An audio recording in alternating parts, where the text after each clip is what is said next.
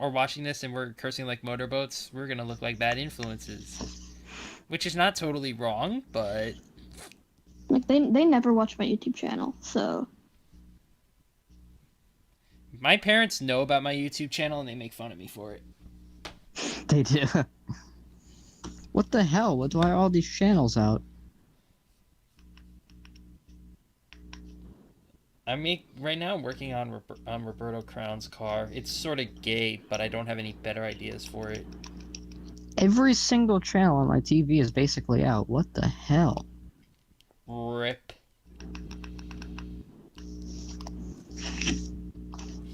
No, not 300.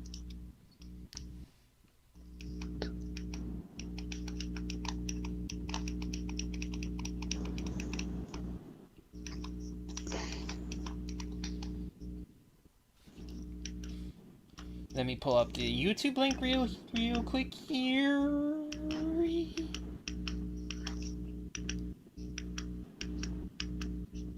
No. Why did I put your channel? Search NASCAR Amino.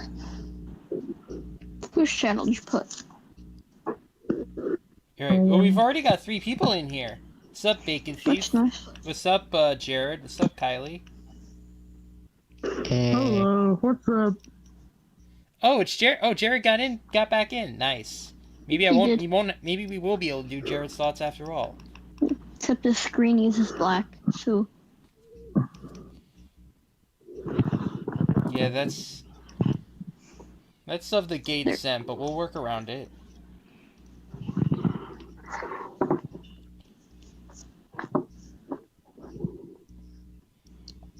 Jared, that's a bit too close. Hey, welcome to the NASCAR Amino Podcast. I'm your host, Joey Batone. It's time to play Family Feud. Hell no, it's not.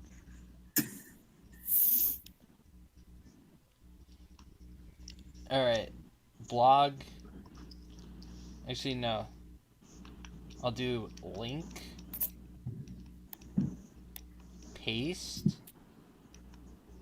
Post.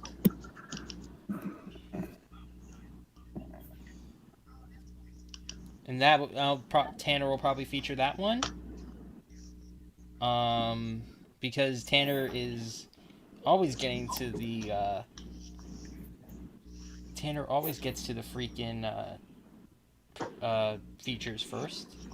Shit, I just typed the wrong NASCAR thing. That sounds like a personal problem. JD is not going to join us. That's sort of gay. That's great. Fantastic. We're just losing people by the minute. Rip. Alright, how many views we got? So you got 4 so far.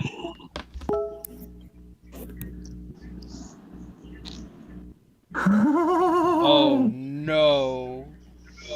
Poor what happened? JD. New Hampshire's getting food. Oh, he's not having. Let's just say he is not having a good time right now. Let's just say he's a That's very a mad. great Let's time. just say he's a very mad boy. He's having an amazing time.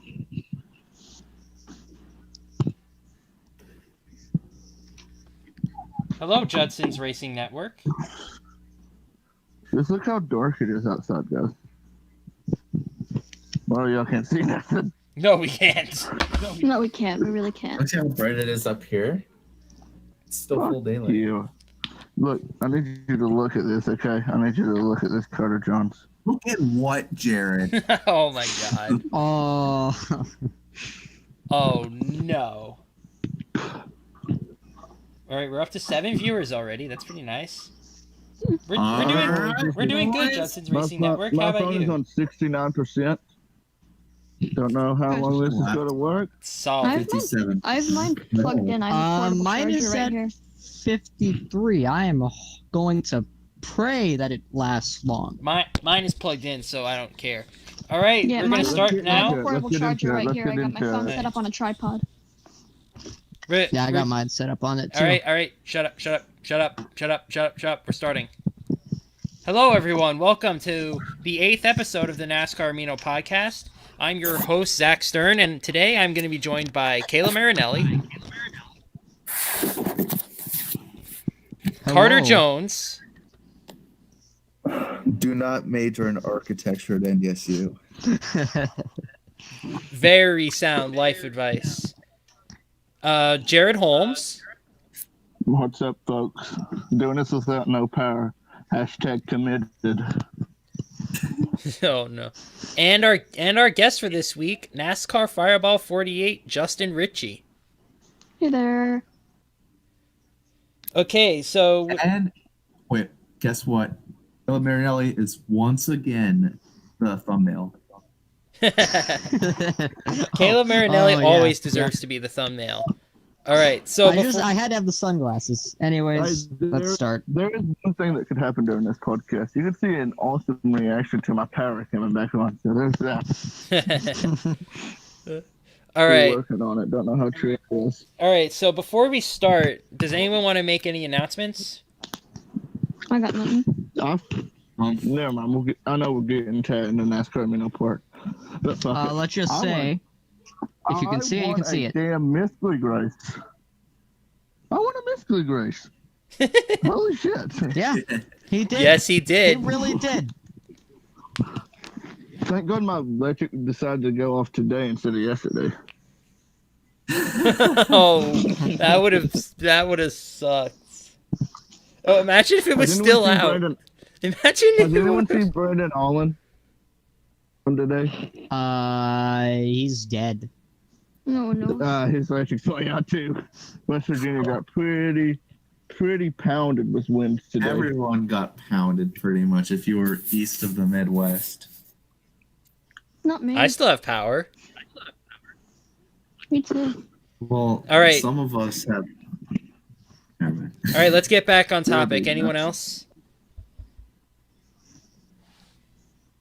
All right. Wait, Justin, you said you had an announcement, right? No. Oh. All right. I guess I was I don't know. I guess I was hearing things. All right, so we'll go into some amino stuff. I forgot to make notes, but the first thing I think everyone wants to talk about with regards to amino, we're going to go by order, like chronological order. So we're going to start with MLNCS Dover. Benjamin Deloney won that race. Let's get everyone's thoughts on that, starting with Caleb. I think at this point, if you were there for the interviews, what my thoughts are. I didn't think I'd be so happy after a fourth place finish, but anyways, the race, it was an all right race. I thought it was going to be a complete wreck fest, but it really wasn't. I'm happy with how it turned out. Congrats to Benjamin Deloney, but we ain't really having it in the future. Let's just say that. Carter? Pretty okay race. I don't understand where that speed in the 37 is coming from, but man, he knows how to use it, that's for sure. So congrats to Benjamin Deloney on win number 3. And Hose Mad Motorsports is coming. We can ensure you that. Jared? Yeah, it was an okay race. Pretty shit day for me. But, yeah, Hose Mad Motorsports fully back together. Yeah, so I'd watch out, you MLNCS peasants. For now. We're taking back the crown. And it's going to be our kingdom. Justin? I will say it was a pretty good race. A lot of exciting moments. I got a nice finish out of it. That's what matters. But the only negative I could talk about was that Benjamin Deloney one again, which I do not like. But Not the fact that you were stuck behind me all race long, even though you were clearly faster. you and Kylie both. Yep. Oh no, there goes the sun. Damn it. Oof. That's why I had the sunglasses. Anyways, let's move on. That race, I'm gonna be honest here, I rigged it, but not so much for a particular result. Just that particular Dover that I was working with for some reason was either like a really clean race, or it was an absolute crapshoot and I figured everyone was done with crapshoots. So So- I ended up, whenever I was recording, I ended up with a ton of results in a row of crapshoot, and I was like, no, I don't want a crapshoot of a race.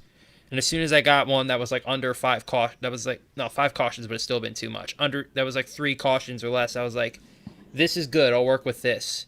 I mean, if I'd have rigged it for a winner, I honestly would have rigged it for Jared to win. But yeah, I was just trying to make it a clean race. So I was just trying to, that's all. Yeah.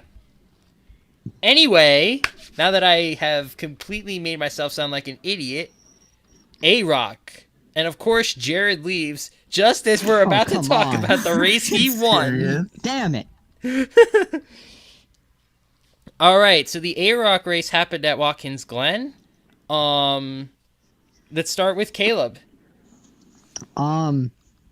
Really emotional. I gotta say, that was up there with the feelings after Raven's NASM championship. Just like so many emotions running through my mind. I was cheering on Jared at the end of that, even though I was a driver in the field. I was all the way back in like 6th and 7th.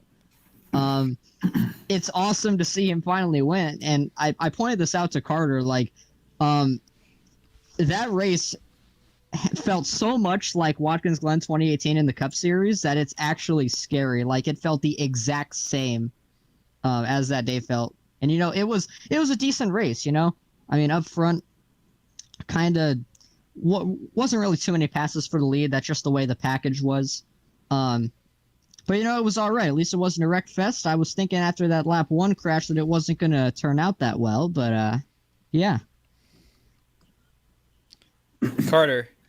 So I am give us a dumb little for A-Rock director insights into what went into this so race. I was first off dumb because I didn't turn on damage for that race, but hey, I'm sure I'm sure some people like Raven were happy to get 3rd out of it, something they probably should have gotten, I don't know, last after that wreck. But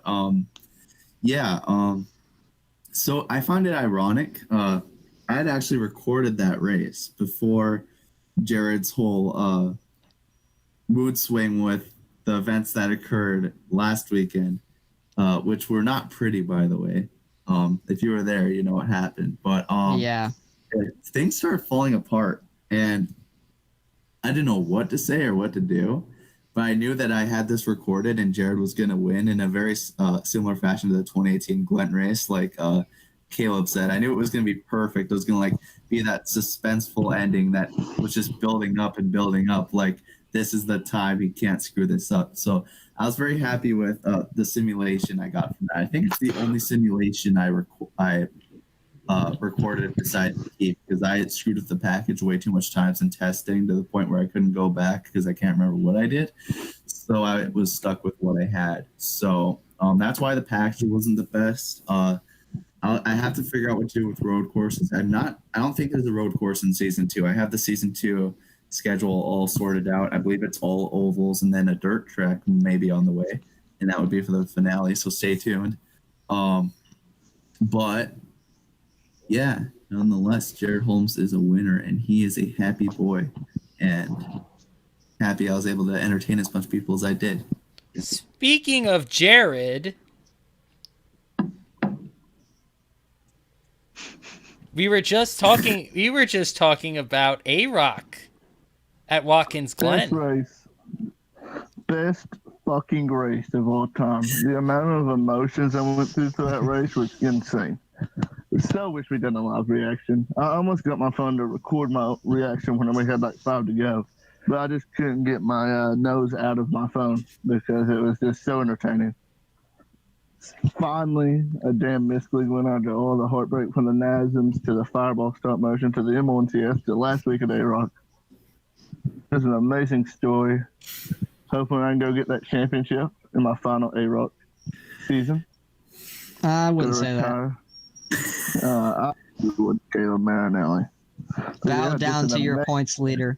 And just like I said in the M1CS race, I told you the prophecy was about be unveiled. The Messiah is there. It's now my kingdom now. This is my earth. The sermon is coming. Nice. All right, had time to celebrate. Time to move on. All right, now it's time for Justin's reaction.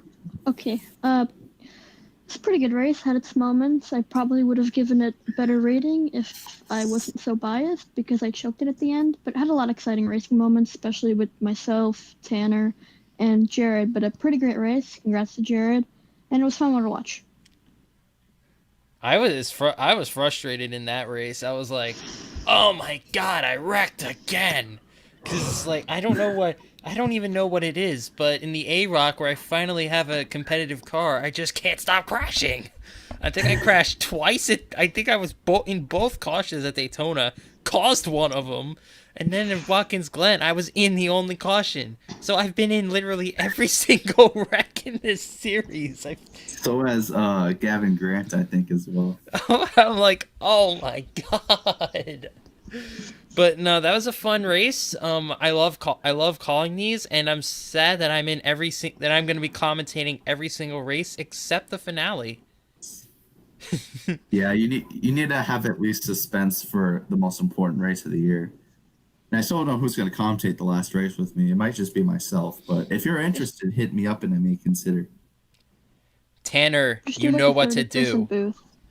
Tanner's in a Rocky Goop. Have Kylie commentate. Have Kylie so or is Baker. that- Yes. Please. Okay. Kind of eager. I haven't. No, she's something. made one thing. Oh, Ooh, Nick Nelson's interested. Oh, Nick Nelson too. Okay.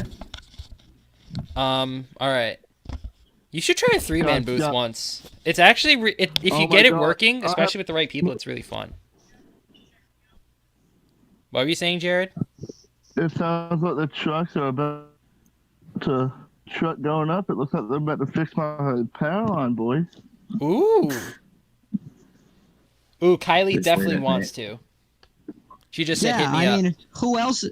Nobody else would be right to commentate my championship. You know? Well, I'm not gonna.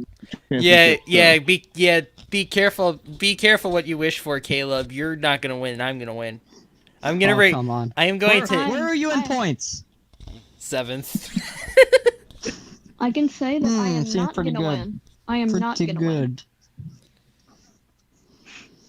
Who's First of second all, I in will points, say by the way? I I'm not gonna forgot. win. Is it JD? Carter, who's second in points? Huh? Oh, my bad. I zoned out.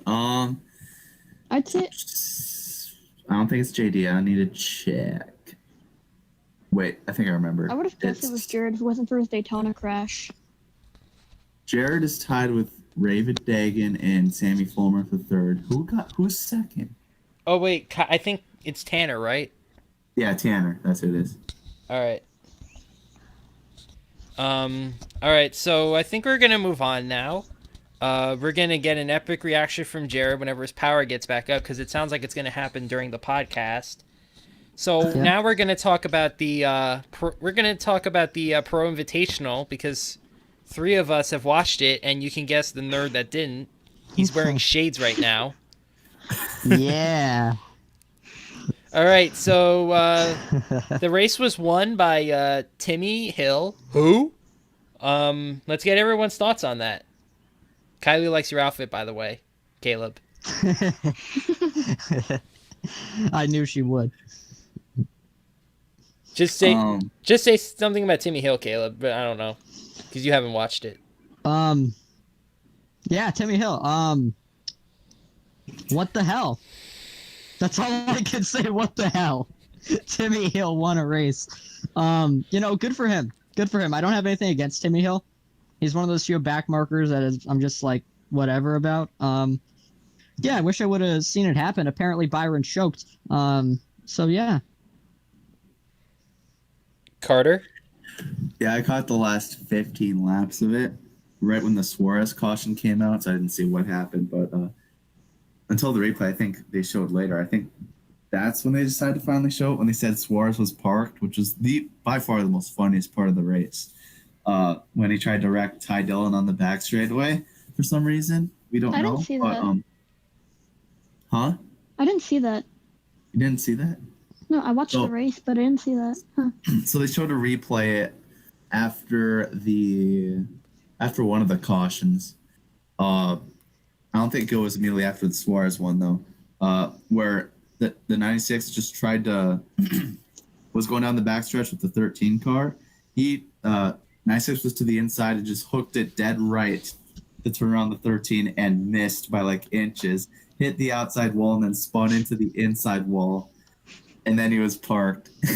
It was so hilarious. But yeah, Timmy Hill. You know my thoughts on Timmy Hill. And then out of all drivers to move William Byron out of the way. Actually, when I look back at the replay, I'm pretty sure Byron hit the apron. That's what the commentator said, and that's what Zach told me. And it just sucks. It just sucks. But it's cool for Timmy still. Shut up. It's still cool for Timmy though. Like, it's always cool to see those underfunded guys like show they have potential and talent, even though that Timmy Hill is one of those guys that I kind of don't like for incidents in the past. But hey, Justin. Okay. I, unlike you people, actually watched the whole race. Yes. Wasn't bad. Really, it did have. Its only exciting part was like the final 15 laps where it was like jumping for lead changes. Most of the event was just led by William Byron. Wasn't as chaotic as last race, so that was good. But other than that, the race wasn't bad.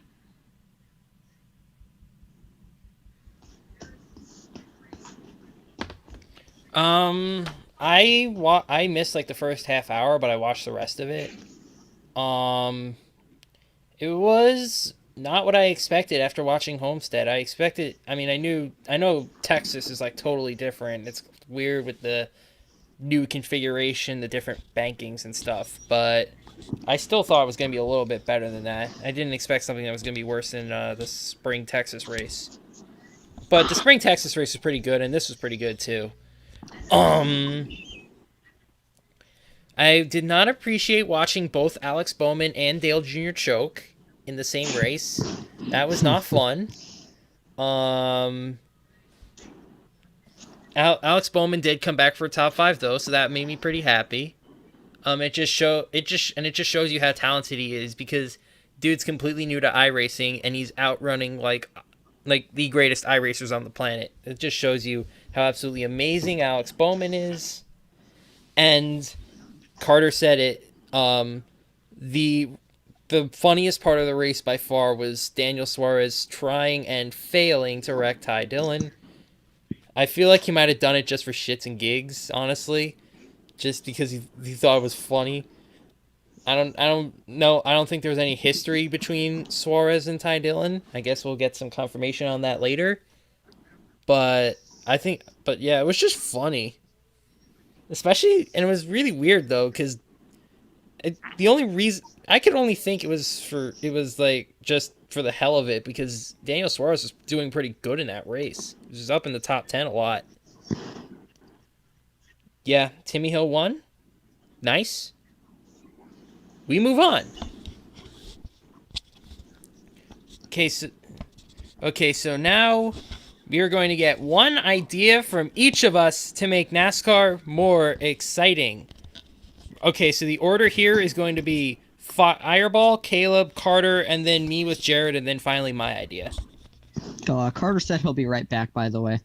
All so right. I'm not sure when he will be, but... All right, that's why he's going third anyway, so I think he should be back for that.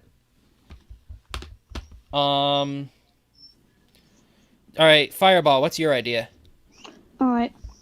My idea is something that sounds kind of little and stupid on paper, but it's something that once you think about it, it's actually not bad. It's decent. I say give the cars a more durable body type. And that is because everybody likes a good old finish where drivers are like beating and banging coming to the line. Some people are fine with bump and runs, and sometimes drivers are concerned to do these things because it could tear up their race car. But with a more durable body type, they will feel more safe doing that than they would with the bodies they have now. I love it. I love that idea, and because I think one of the problems that a lot of people have with the Gen 6 is that the cards really are fragile. They can't take a hit without it developing into something major. Like if you rub fenders a little bit, your tire's gonna go down. Like it could be like the slightest contact you've ever seen, and your tire's gonna go down. You're gonna hit the turn 4 wall. It's it's something that they should definitely look at, because I think the composite body in the Xfinity series does help that series a lot. They're a lot more aggressive Yeah. in the Xfinity series than I think they would be if they had like a cup type body. What do you think about that, Caleb? I mean, I'm gonna assume that's something that they're also trying to work on with the next gen cars, obviously, to make them a bit more durable. Because again, that's something we've noticed with the Gen 6 is that you can't be quite as aggressive with moves as you could have been in like the Gen 4 or the Gen 5. Yeah, I mean that's a really good idea. I mean, simple as that. Yeah. I think they are trying to introduce it. I think that is one of the components of the Gen 7 is that it has the composite body. All right. Nice. Caleb, what's your idea? All right, mine's a bit more simple and straightforward. And I'm pretty sure we can all agree with this one.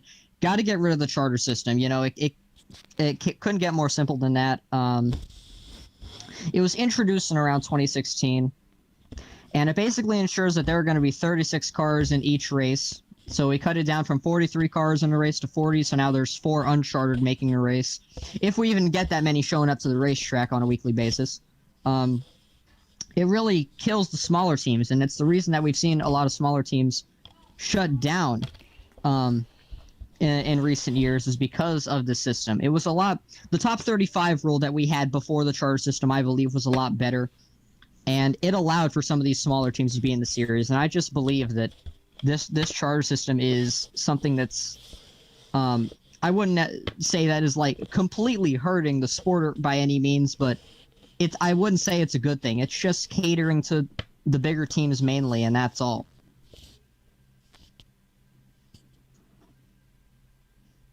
That's something I like to agree with, actually. I really didn't care for the charter system until I started like learning more about it, and these little teams shutting down is really gonna, like, of course, less cars means less competition on the racetrack, and especially with this aero package, because lap cars play a big factor with the draft and all that stuff in this aero package. So if there's more lap cars in play, it can create some more exciting racing. Yeah, the systems that NASCAR has had throughout its history, none of them have ever really benefited the small teams. Like the top 35 in points system really didn't do much for them either. But the charter system is especially unhelpful on that front, in my opinion. It's just the thing with the lap cars is, like, it feels like they're almost, even though there's less of them, they're almost reaching them faster. Maybe it's something to do with the way the Gen 6 car works. Maybe it's something to do with just the quality of teams is getting worse. But it feels like even with the lesser cars, like they're still catching them like 20 laps into a run. It's just like when it used to be like in 2014, it felt like it would take 35, 40 laps to catch 43rd. Now it takes like 20 laps to catch 37th. So I don't know how much maybe it'll help, maybe it won't. I don't know how much that would actually change the way the sport looks in terms of getting rid of the charter system. Because I feel like, yeah, it just feels like, especially with like the old there's a new age sort of underfunded team, and it's a kind of team that doesn't care about results, that doesn't really care how their stuff works. They're only there to make money. That's what that's what Spire. Premium Motorsports is. That's what Spire Motorsports is.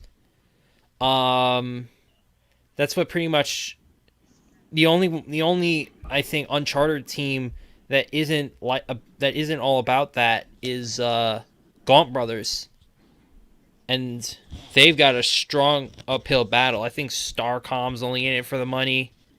They are a charter team. Rick Ware, not really, but they still suck. And I only say that because JD is in the chat. But it's just a less competitive era, really, in my opinion.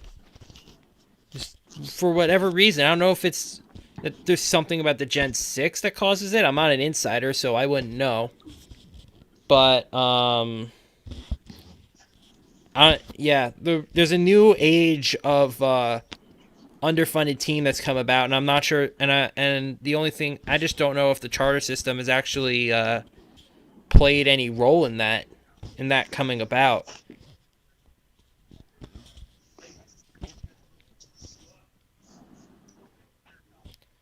Anyone else have anything they want to say about this? No, I think that's all. Yeah. I'm ready to move on to the next one. All right. Is Carter here? Carter, are you here? No. All right, he's No, not back. Still muted. He's not No, back but yet. he is. So I'll go forward with Jared's idea. Let me just pull it up real quick. Jared's idea was to shrink the field down from 40 to 36 in order to create more D&Qs. Exact opposite of Caleb's. Yeah, that's one thing I talked about when I first heard that is I don't know if that's something we necessarily need. I mean, some weeks we only get 36 cars, and that's kind of the unfortunate truth. But I don't know if shrinking the field will do too much. In fact, if we shrunk the number to like 36 in a race and kept this current system, then that basically just kills everybody else. You know, I mean, it would be great if we could have 43 and have like 44 or 45 cars show up, but we unfortunately can't. I just don't know if shrinking it to 36 would do too much. And it's crazy to think about that that's the point that we're at. Because that used to be the number of trucks that you would see in a race. And it's unfortunate to see, but I don't know if I would necessarily agree with shrinking the size of the field.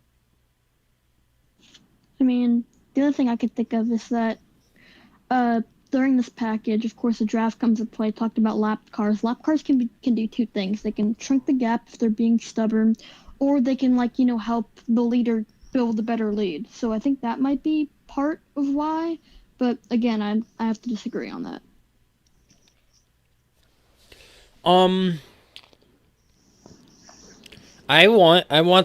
think the maximum amount of cars should never have been changed from 43. Yeah. It's just but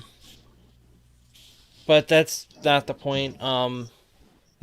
Shrinking the field, I understand you want to make D&Q something, and you want to make it interesting, but again, I said this last time, I'll say it again. There's the new age of underfunded teams when they just wouldn't show up. Like, if Premium Motorsports didn't think they could be guaranteed a spot in the race, they wouldn't show up. If Premium didn't think they could be guaranteed a spot in the race, they wouldn't show up. Like, those teams exist only to make money, and if they think that there's a chance that it could be, and by shrinking the field, you're making money probably even tighter for these small teams.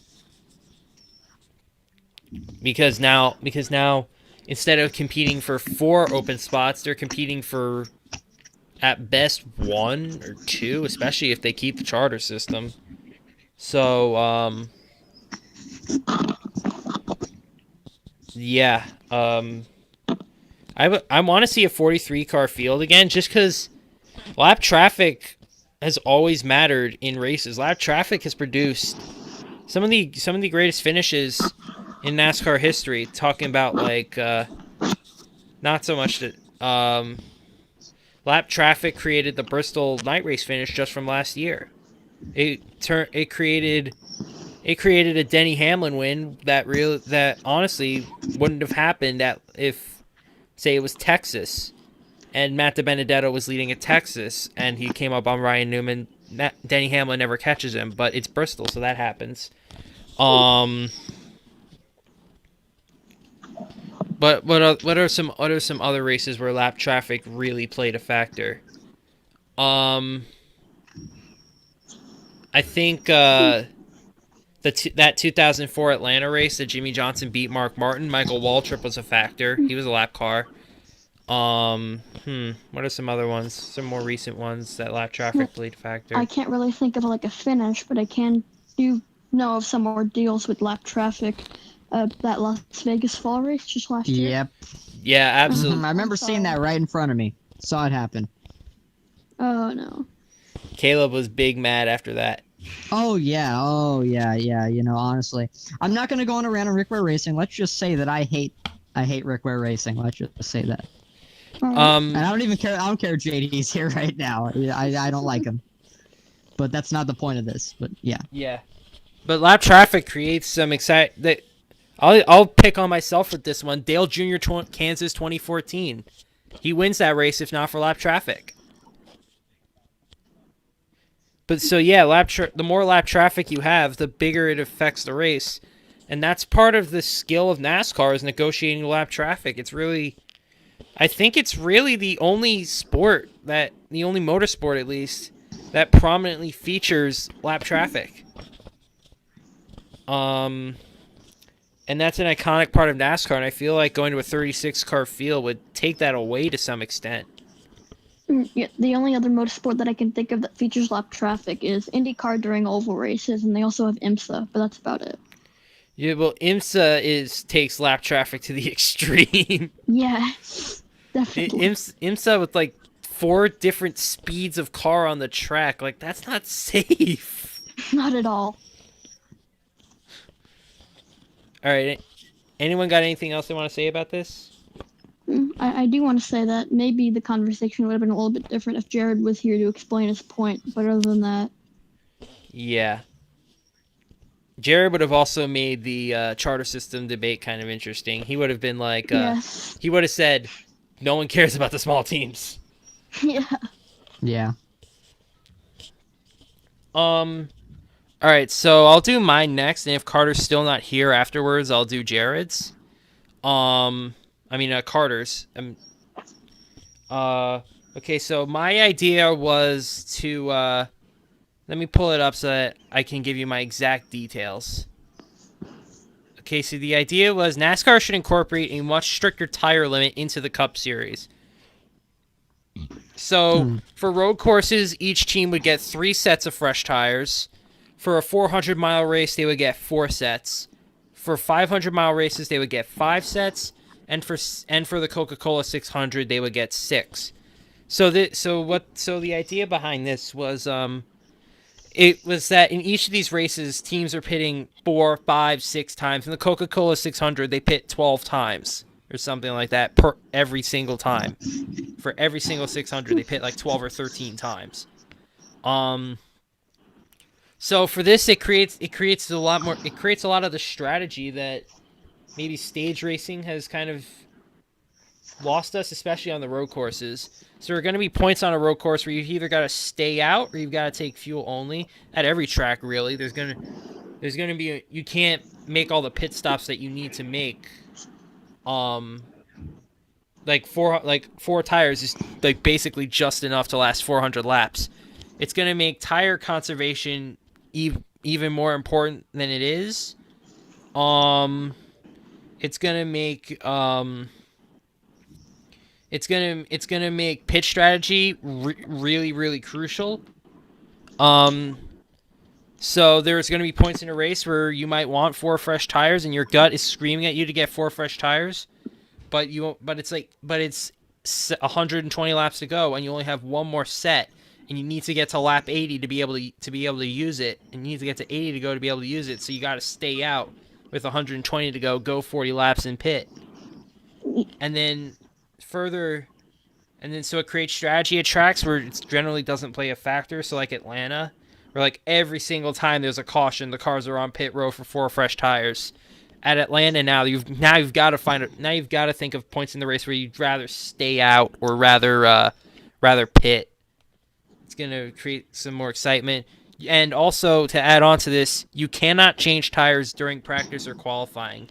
So this sort of limits practice time, and it makes the cars less dialed in for the race, and it creates a bit more drama because not everyone has the car handling that they want unless they specifically go for that in practice and like give up like a speed at the start of the race. All right, so Caleb, go first. Yeah, when you explained that, something I thought about immediately was Atlanta Motor Speedway. It's going to make the races like that really interesting in terms of how the strategy works. That's definitely something that that not a lot of people have thought about, how you can make the tire strategy more crucial in the race. I mean, yeah, I agree with that 100%. And it seems like they are obviously in a 600-mile race at Charlotte, pitting like 12 or 13 times. Yeah, I mean, it's just that's a smart idea to limit the number of times they can do this. The strategy will be a lot more important in races. Yeah. Yeah, definitely gotta agree with that. Like, one of the biggest points I agree with you on is the part about stage racing, about how it took away the strategy. And that's definitely true, because at this point in the race, with stage racing, you pit once they're in the stage, then everybody goes in at the end. Once they're in the stage, then everyone goes at the end. They're really the only part of the race that has strategy. This is definitely going to cause some more people to have to act more conservative on the racetrack, and it may cause some action too.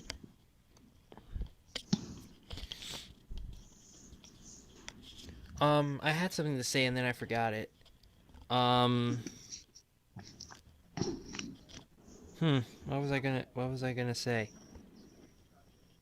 Oh yeah, maybe for like the Coca-Cola 600, maybe like 6 tires is not enough. Maybe you need 7 tires for that race. Maybe you need 7 sets, but another thing is now I remember, it's gonna reduce costs. It's gonna reduce costs to the teams because now they don't have to, unless NASCAR is supplying the tires. I don't know the dynamics of that. But if they're not supplying the tires, then that reduces costs on the teams as well. I think NASCAR does require teams to pay for the tires.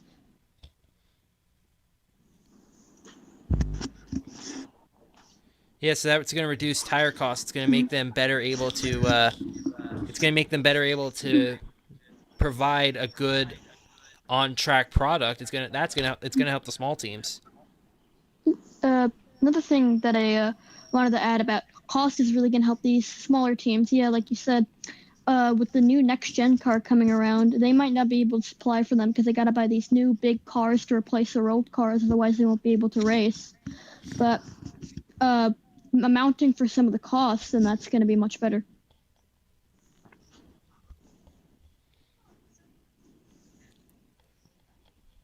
All right. Let's move on to Carter's idea. He's still not back yet. I think he had to go eat dinner. I think it's 7:00 now, so I don't think he is going to come back. But let's go to his.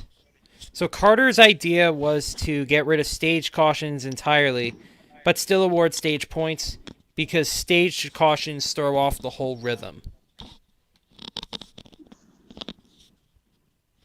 Mm-hmm. I definitely agree with that. That's a point that I've made for a long time, is that there's really no need for the caution. It's kind of, I know there's been some races at the past that have gone completely caution free.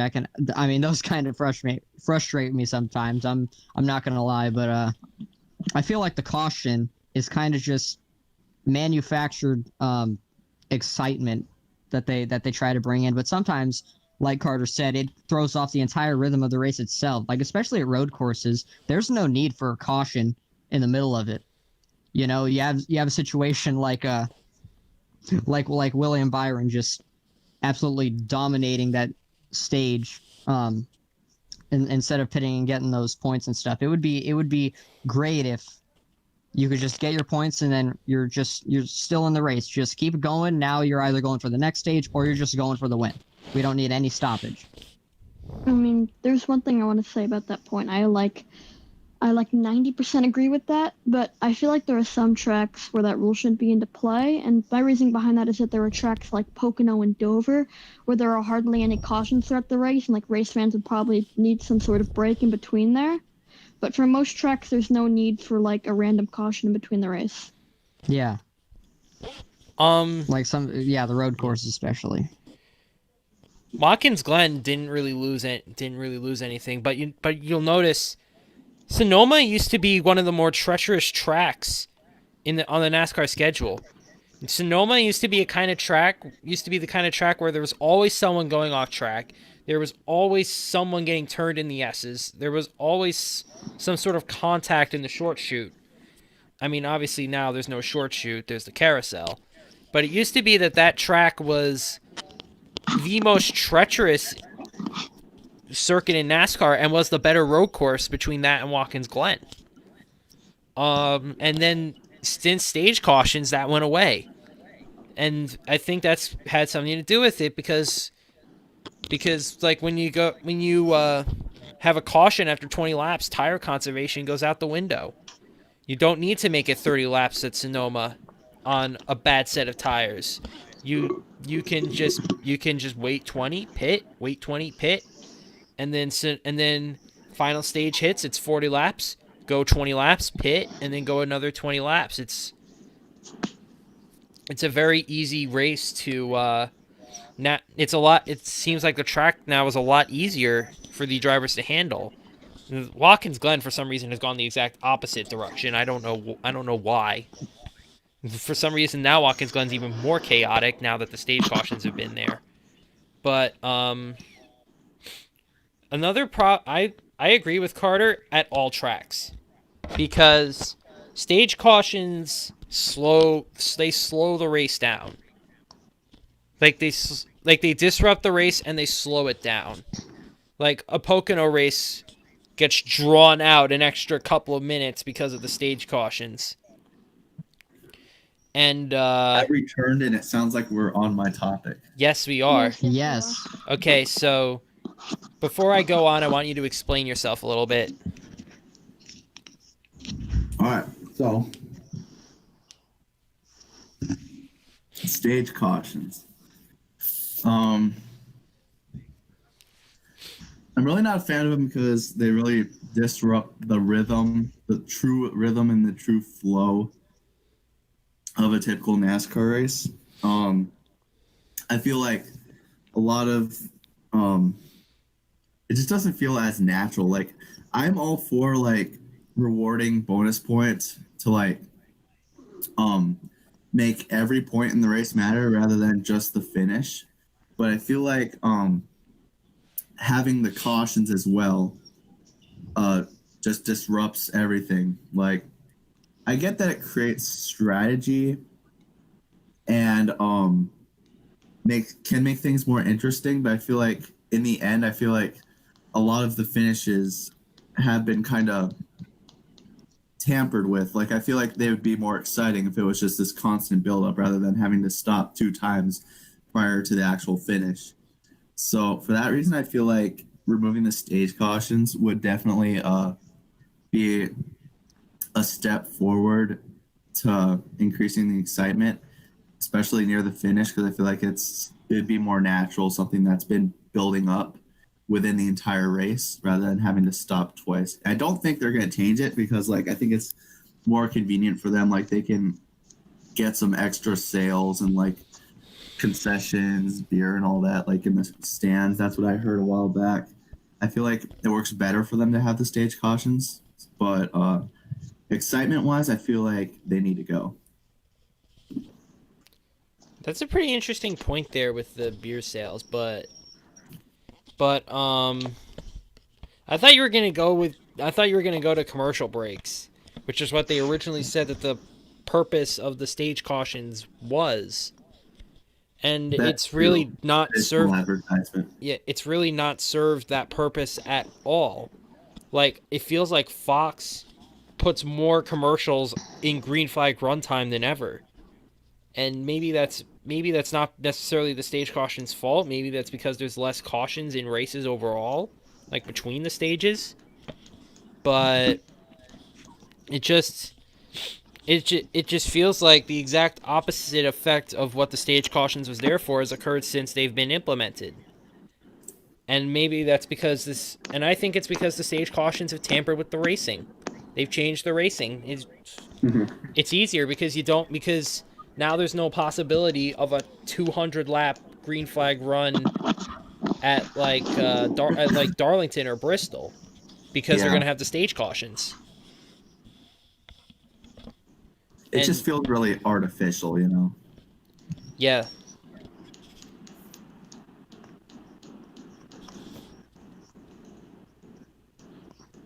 All right. Anyone else have anything to add on this?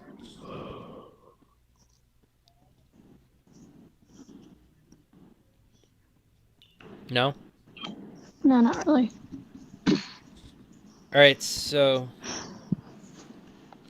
I want to get Carter's thoughts on what we discussed. So first I'm going to Justin, like quick, what was your idea again? My idea was that try to make it as quick as possible that NASCAR implements more durable race car bodies, so that way drivers are less hesitant to beat and bang and use the bumper, because we know a problem with the Gen 6 car is that it's not as durable, and having a more durable body will create some of those more intense beating and banging racing moments. Yeah. Carter, what are your thoughts on that? So I don't know much about the upcoming Gen 7. I think it'd be cool if they could somehow implement the more, I forget what they call them. The composite bodies? Yeah, the composite bodies. How the Xfinity Series uses those, like, that's been really great. I feel like if they can somehow implement that into the Gen 7, that make things a lot more exciting, because like Justin said, more bumping, more banging, and stuff like that would increase a lot of the action on the track for sure. All right, Caleb, what was your idea? Your idea was get rid of the charter system. Yes, it's simple as that. Get rid of the charter system. It's something that, again, it was another unnecessary change that NASCAR made. It lowered the amount of cars we have in the field, and it's making these smaller teams just not try to race anymore, you know?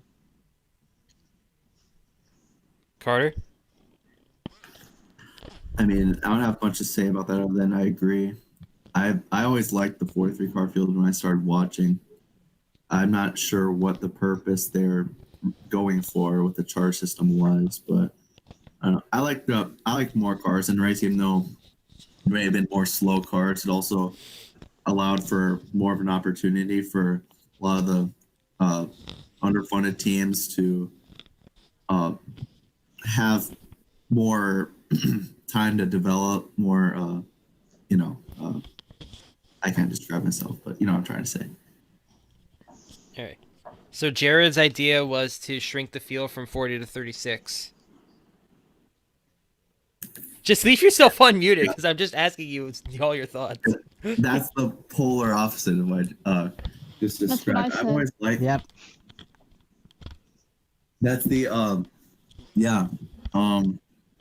I do see the point there. Like, it would be getting rid of the back markers and only just being the competitive cars, but still, it feels like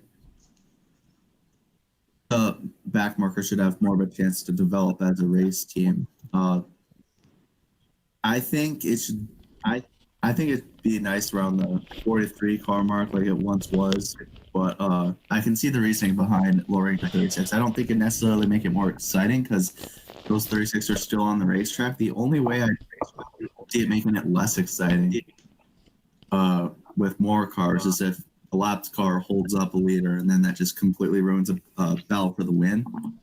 But that's my opinion on that. I think the more cars, the better, unless it gets to like be over 50 or something like that. All right, and then the last idea was mine, which was reduce the number of tires that teams have per race. So three sets for a road course, 4 for a 400-mile race, 5 for a 500-mile race, and 6 for the Coca-Cola 600. I'm pretty far with that one. I do think that would make things a lot more interesting. Can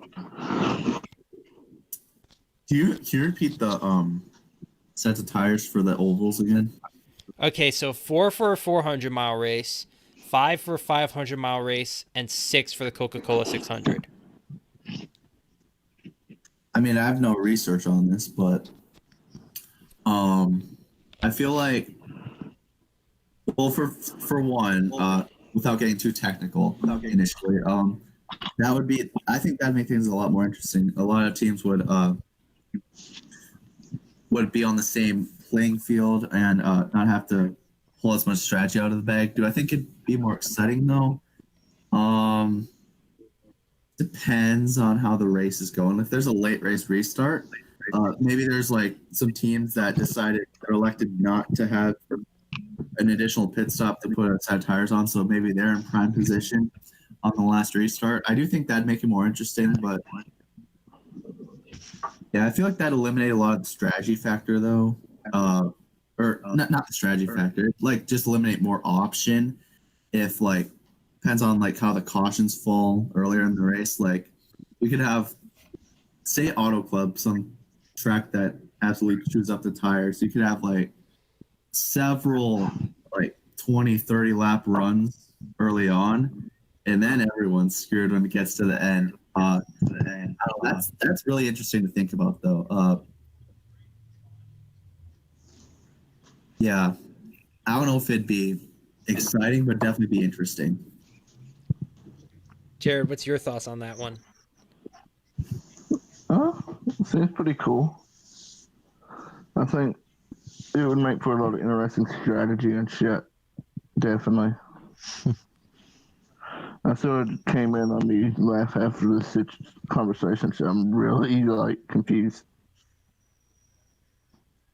So we were talking about my idea, which was just basically this is really mostly targeted at tracks like Atlanta, the road courses, Auto Club, and the Coca-Cola 600, which is reduce the number of sets of tires the teams have at those races, especially those races, to create more strategy. Like, because right now they have like 12, 13 sets of tires, and they always make like 12 or 13 stops at the Roval. Not the Roval, the 600. And it just kind of killed. It's kind of like bad for strategy. How many tires do you want to drop it down to? For road courses, 3. For 400-mile races, 4. For 500-mile races, 5. And for the 600, 6. Ooh. That's a little bit of a stretch. Because wouldn't the racing just become worse as the tires wear off? That's true. That's also something you have to consider. Is these cars with the lower horsepower don't really do well on long runs. It could be interesting, but I think it would be interesting for the worst, in the worst way possible. All right. Well, Jared, you got back just in time because we're about to hit Jared's thoughts segment. All right, here we go. Today's Jared's thoughts is on who is the best NASCAR driver of all time. There's a driver that has 200 wins, 17 championships. He's not the best driver. That's Richard Petty. We got a driver that has 7 championships that won 5 in a row. He's not the best driver of all time. Then we have Dale Sr. He's not the best driver of all time. The best driver of all time is Jeff Gordon. He always ran well. A few off seasons here and there, but still lots of top tens. No one has stayed on top as long as he did. He's always a championship favorite every year. And for all you idiot fans that like the format, Gordon will be a 7-time champion. But Jeff Gordon is by far the greatest of all time. So I wasn't more prepared for this than anyone expected to be on here, to be honest. But thoughts on that? I'm gonna gladly disagree with you. Nothing. That just got thrown into the podcast. Anyways, nothing against Jeff Gordon. I like Jeff Gordon. He's definitely one of the greatest of all time. I would probably put him at 5th, honestly, on my list. What? At 4th or 5th. Maybe 4th. I gotta think about it. Who would I be your don't number have 4? a list Oh, down. Pearson. That makes sense. Yeah. You gotta. There are a lot of factors, but Yeah. This is what I have But to say to David again- Pearson.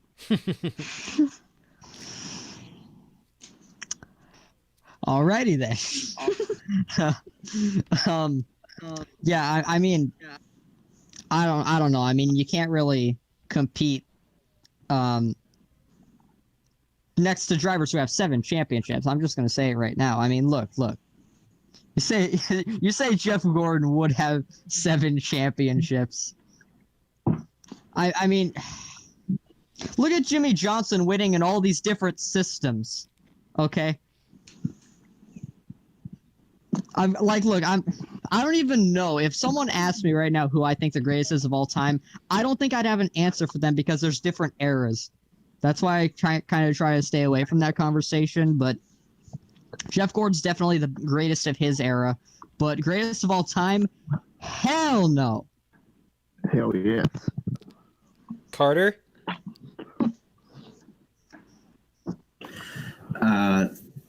This debate has been around for decades. Not decades, because as of the past 5 years when Jimmy won his 7th, more like 3. But it's a question I've always pondered on. I don't have an answer for it. No one has an answer for it. I don't have a strong opinion for it either. Usually the 3 drivers in conversation are Richard Petty with his 200 wins, Dale Sr. with his 7 championships, and then Jimmy Johnson with his 7 championships. 3 garbage drivers. You're a garbage driver. When I think of greatest of all time, I don't think of Jeff Gordon's 4 championships. That's the short answer. I know in the old system he would have won 7, but regardless, that's the old system. It's not the current system that they're. Yeah, hold up, supposed to Jared. win. Weren't you the same guy that told us to stop complaining about the system? Yeah. Like that? Weren't you the same guy that said that you didn't like the Winston Cup format?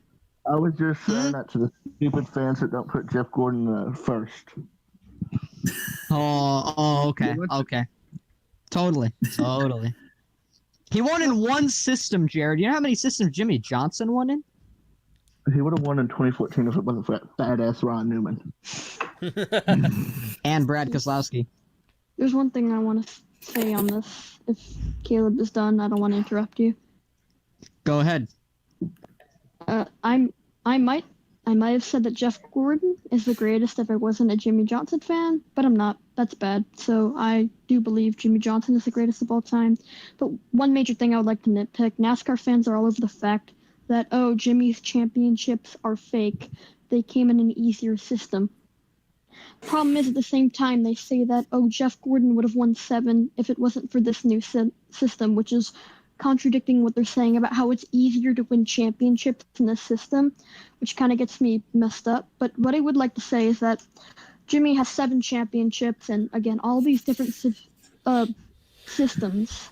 There are like multiple more levels of competitions he's had to deal with in today's era. Not as much as Petty and Senior have, but they're both definitely very, very good drivers.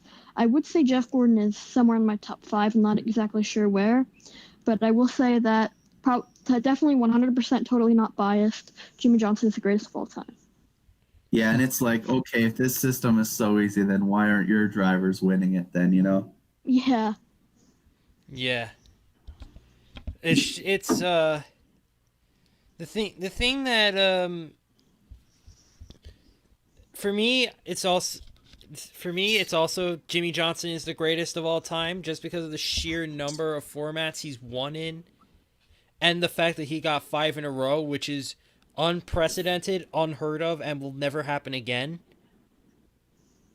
Which is like but one of the things that I really want to talk about here is when people say that Jeff Gordon should be a 7-time champion. You don't know that.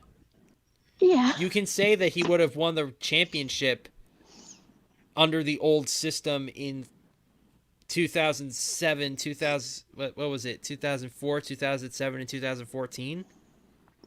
I believe so. But you don't know because the chase changed the way the races played out. You can't. You don't know that Jeff Gordon would have still won the championships in those format because the races weren't run in those format.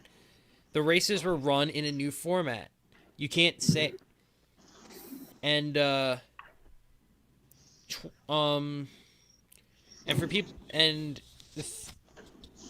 like people that say that Jimmy Johnson is only a rightful 3-time champion, they are just blowing smoke up there. Jeff Gordon bias. Say that someone is an undeserving champion. And like it's funny how people will say that Jimmy Johnson should only have won 3 championships, but I think nearly every single fan of NASCAR would put him somewhere in their top 5. Definitely. Yeah, every single fan in NASCAR would put them in their top 5 in the fact that he has 7 championship trophies, because you're putting him in your top 5 all time when you could put like Cale Yarborough in your top 5 or Bill Elliott or Bobby Allison or Tony Stewart. But yeah, it's just for me, Jeff Gordon is at number 3. I would put Jimmy first, Dale second, Jeff third, and Richard Petty fourth. It's just the fact that there was like no point in his career. There's so much that Jeff Gordon did in NASCAR that's absolutely insane.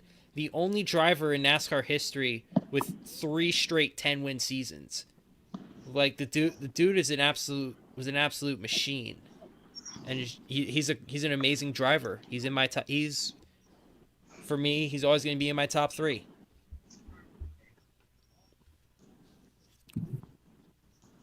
All right, anything else anyone wants to say about that? I think we covered it Nope. up very nicely.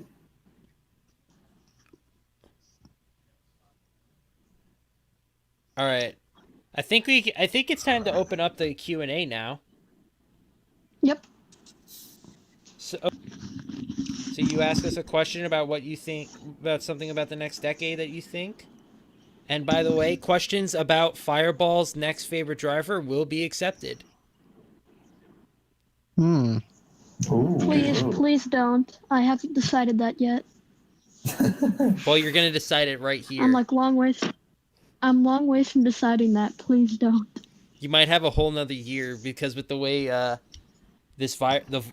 virus is panning out, you might actually end up with another year of Jimmy Johnson. Yeah, which is good because yay, procrastination. But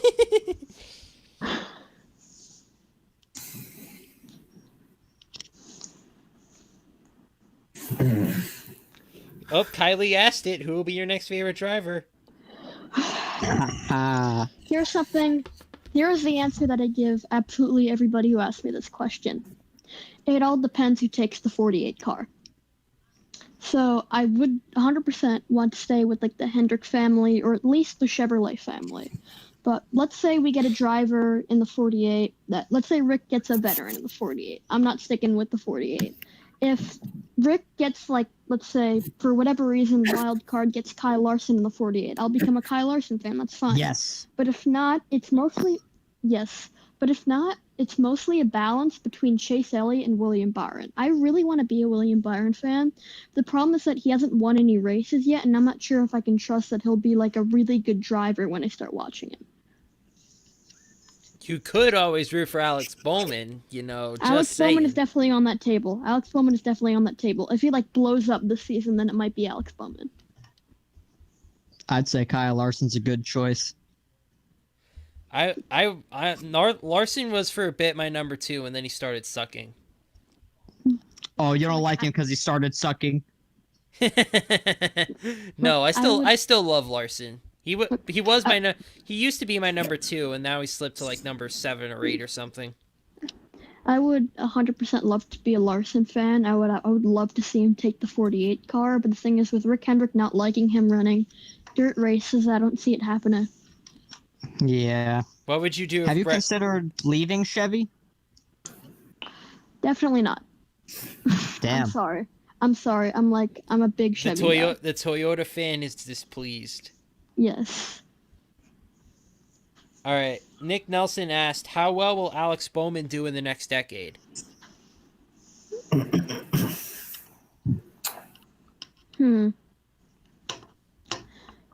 What I will say is, Zach, you've talked about this all the time, and I'd like to agree with you on that, is that Alex Bowman is a great driver. It's just that he's not getting as much funding compared to Chase Elliott. Like, Chase Elliott, I will say, good driver, but he gets a lot of the team's funding, if I would assume, because he's very popular, and he doesn't do that much with it. Where you have Alex Bowman, who's not, in my opinion, isn't one of the more popular drivers, but can still rack up a couple of wins. Like, we saw him rack up a win at California, which is pretty cool. But I feel like he could be a pretty good driver. Caleb? I'd say it's kind of hard to say at this point, because as much as I hate to say it, his career might just end up getting derailed because of funding. I mean, the way he's running right now, or ran before all this stuff happened, he should be getting re-signed.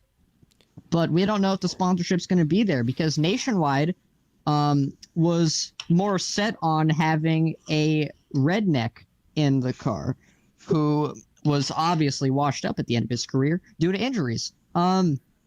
Instead of Alex Bowman, who has a lot of potential at this point and can become more successful than Dale Jr. Now, if he has the funding there, if he stays at Hendrick and the team improves, he will have a successful career. I mean, he's already, I'd say, a championship contender this season if it does continue. And I think that'll be the way it is for years to come. At this point, I think it's unpredictable.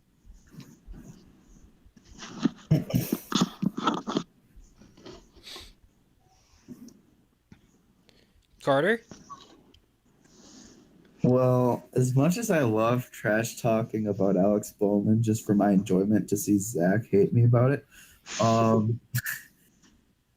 I like Alex Bowman. He's a good guy, great driver behind the wheel of good equipment. He showed he can be consistent with his runs, even in pretty crappy equipment in the Nationwide Series and Cup Series. But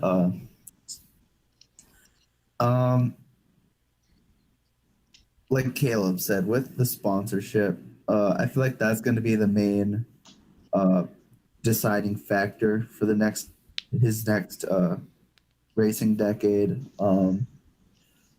It all depends which sponsors are going to be interested in him. I'm sure, like any other driver, the better they run, the more sponsors they will catch the attention of. With performances like California, I can see that. I can see Alex Bowman getting quite a few sponsorships. He just needs to be consistent and continue to show throughout the entirety of the season that he's a championship threat. And I think Alex Bowman can be a superstar in the future. He just needs to keep the ball rolling. Can't be on the bubble by, even though he has a win, like assuming he didn't have that win, can't be like on the bubble in points every time that the playoffs approach. It's just got to be consistently competitive is what I'm trying to say. And I think Alex Bowman will do great things. And now for the bias. Bowman, Yes. I wouldn't be entirely shocked if he won a championship this decade. Neither would I. Not necessarily that he will, because he honestly strikes me more as like a Denny Hamlin or Dale Jr. type career at this point. But he's talented enough, in my opinion, to win a championship. He's got the right team to win a championship. Hendrick Motorsports is the greatest team of all time. Not even biased. That's just stats wise they are. It's just funding is going to come down to it. It also, I think, might depend a little bit on who they hire to the 48. Because I know for a fact that guys like Kyle Larson, I think Kyle Larson will probably bring, if he goes to the 48, he'd probably bring Credit One Bank. Brad Keselowski, if he goes to the 48, would bring a ton of sponsors. I think he'd bring Worth. He'd bring Discount Tire. He'd bring a few others. There's a ton of sponsors that are on Brad Keselowski's car and no one else's. But if they end up promoting like Noah Gragson, then Bowman's career is that much more vulnerable. Not that they should ever promote Noah Gragson. He is not. Definitely not. He is not cup Give ready. him time. He's not cup ready, and he never will be cup ready. But Not yet. yeah, if they get Brad, then they'll probably put Bowman in the 48 with Ally, and then they'll put Brad. That's another thing that I'm wondering is when Jeff Gordon retired, Exalta didn't stay with Chase Elliott. They went to Dale Jr.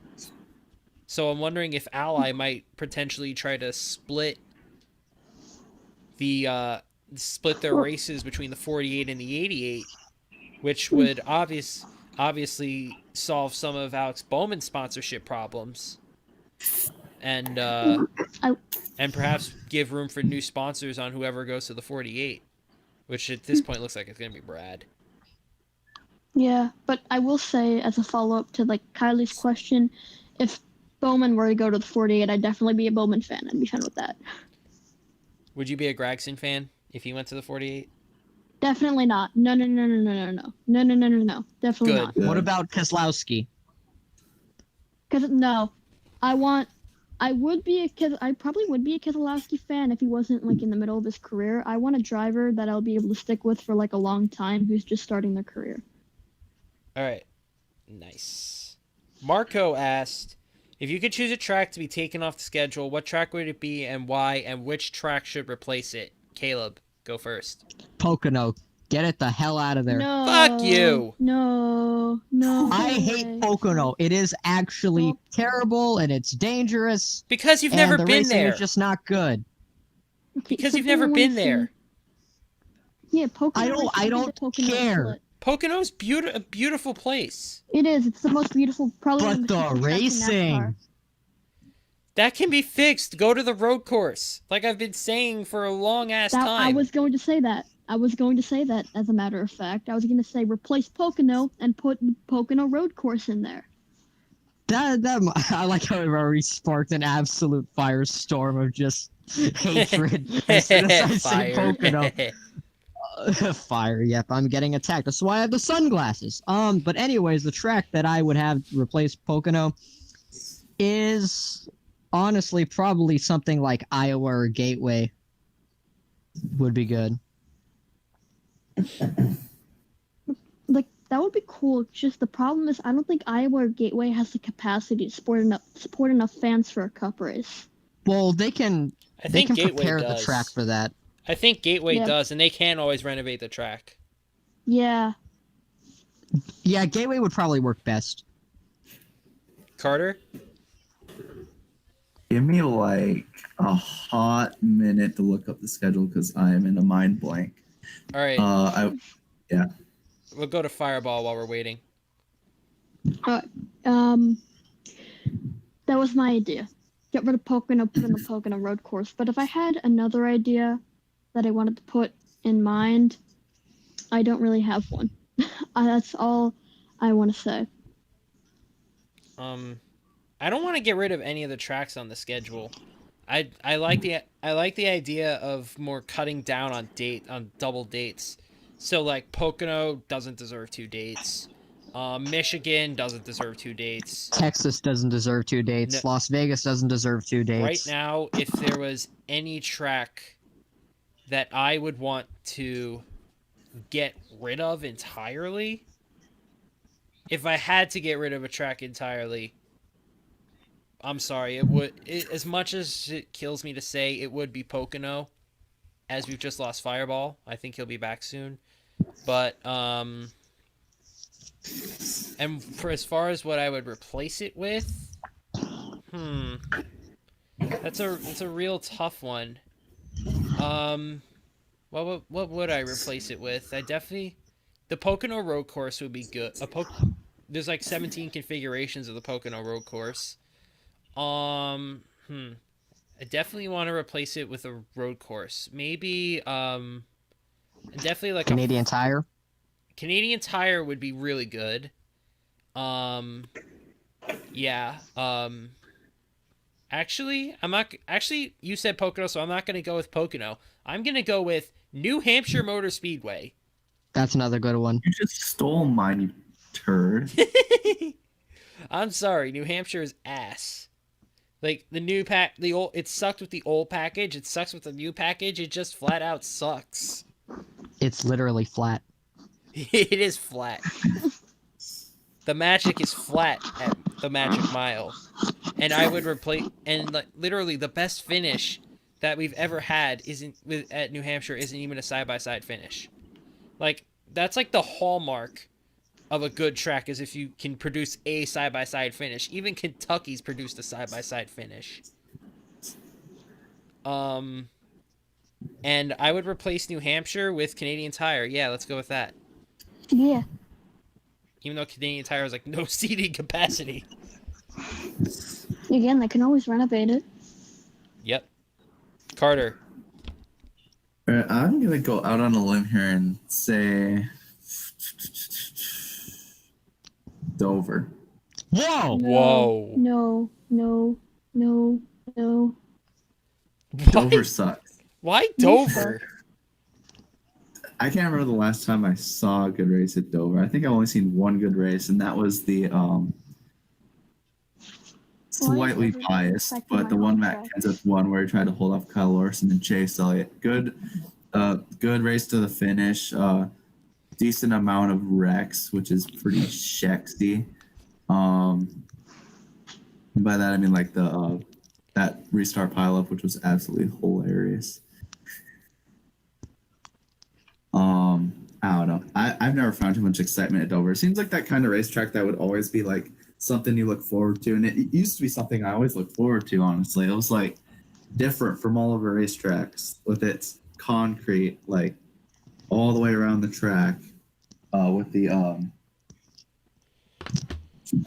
it just felt like a totally different environment from every other racetrack that we went to. I think the closest that would come to it is Bristol, and even that feels like its own track.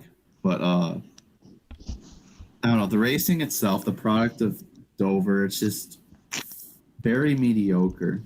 I saw one Dover race last year, or a snippet of one. What was the margin of victory? 10 seconds? The one Truex won, it was like 8 seconds. Oh yeah, that race sucked. And how about the one in the fall? Was that one any good? That was like 2 or 3 seconds, right? Yeah.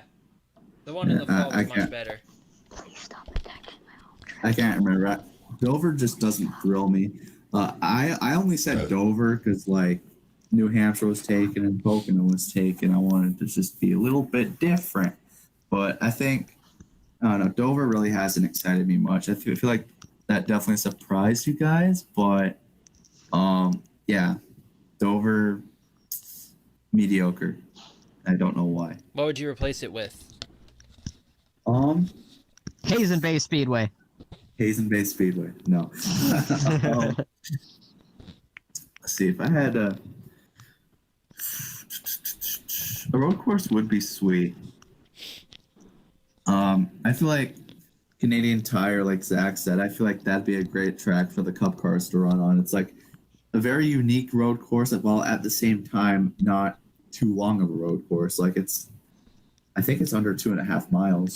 I don't recall the length, but I think that would be a very suitable track for the Cup cars to run on, and perhaps run a Cup and truck doubleheader. Since the trucks go there, I think that'd be really unique, and also provide some exposure for the Cup Series in Canada. I think that'd be really cool as well. All right. Next question comes from Tanner Campos. Or should I go with this? Or I don't know if that question's meant for us, so I'm going to skip it. Tanner Campos asked, whenever you watch your favorite driver go through a winless streak for a long period of time, how do you feel about them? Caleb cannot answer this question because he's never watched his driver go through a winless streak. Yes, I have. Is this directed to 2017. me? Is this directed to me? Because of why? Just directing to all of us, I guess. It's directed to all of us. It's coming from a Byron fan, so he knows the pain. Kyle Busch, shut up. Kyle Busch did have quite a long winless streak. What was it? Almost 36 races, but not quite. It was 36 Yeah. races. Wow. So, describe that to us, Caleb. You know, to be completely honest, I'm not somebody that I'm not always. I love seeing Kyle Busch win, obviously. You know, being one of my favorite drivers, main favorite driver. But I mean, I can't say it was like the worst possible time because you know, like he was still up there being consistent, good in the points. I knew he was going to be all right going into the playoffs. So I mean, the wins aren't. It's never really something that concerns me, but I can completely understand when someone like you, Jimmy Johnson fans, you William Byron fans, is frustrated. I've kind of experienced that with another driver that I root for, in Kyle Larson. Glad that he finally won that Dover race. That's really the closest, the closest thing to that I have felt. Obviously, with that long winless streak, but you know, I think this question is more suited for you guys. Especially me. Hi. Yes. Shut! I went through an Your poor soul. 144 race winless streak. But my driver is still on one. Carter, go. Okay. All right. So, I mean, we also got William Byron. I wouldn't consider it a winless streak because, like, he's never won before. I mean, it all depends what you consider a winless streak.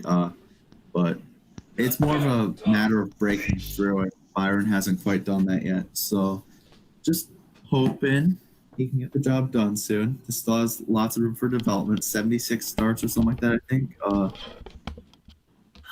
Took Chase Elliott 99.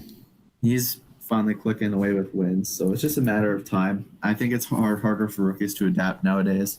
But I'm going to go back to Matt Kenseth as the driver. So let me tell you, 2014 was rough. 2014.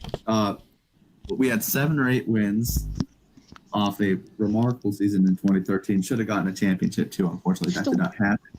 But 2014 was miserable. Not only did we not get the job done, like we were just having bad luck all around from what I can remember, and couldn't quite make the Final Four either, which would have been pretty cool, having gotten no wins. And the only win that Matt Kenseth got that year was Xfinity at Homestead, the final nationwide race under that title sponsor, I believe.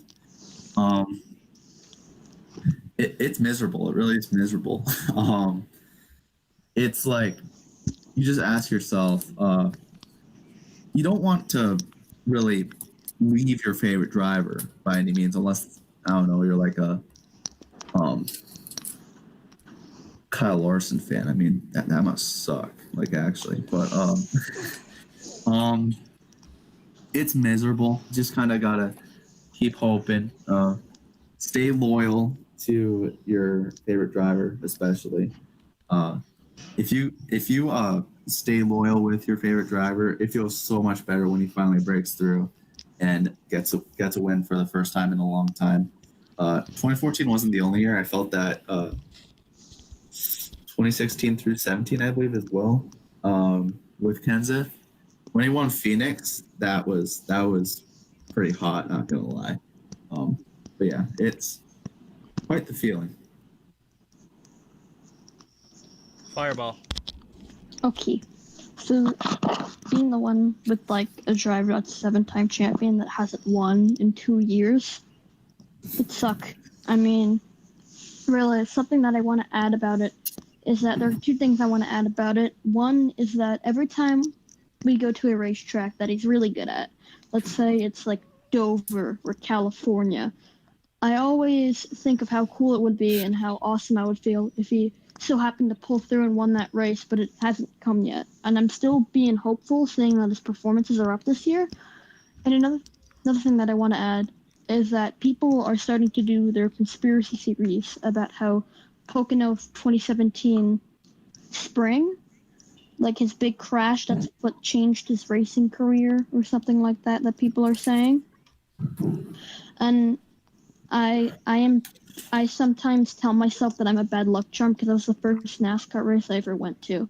But yeah, it really, really does suck. I've never had the experience of a driver after a winless streak pulling through and getting that win, so I can't tell you how that feels. But how it feels, how I'm telling myself how awesome it could be every race we go to, seeing him win and it not happening is just not that good.